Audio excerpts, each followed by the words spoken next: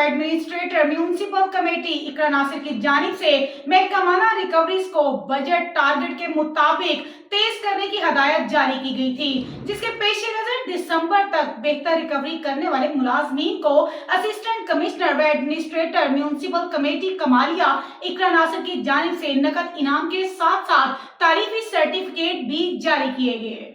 कमालिया से हमारे bureau chief Suleman Haider गुजर की रिपोर्ट के मुताबिक असिस्टेंट कमिश्नर व administrator municipal committee Iqra Nasir बेहतर महकमाना वसूली करने वाले मुलाजमीन में नकद इनाम और तारीफी सर्टिफिकेट तकसीम करने की तकरीब कमालिया म्यूनिसिपल कमेटी में मुनक्कद हुई।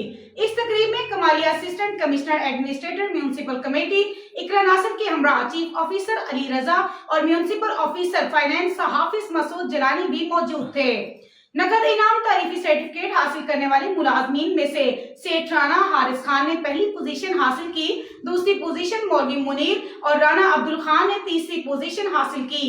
इस मौके पर असिस्टेंट कमिश्नर इकरा नासिर का कहना था कि काम करने वाले मुलाजमीन अदारे के माथे का झूमर हैं और ऐसे मुलाजमीन जो कामचोर हैं उनके खिलाफ तादीबी कार्रवाई अमल में लाई जाएगी।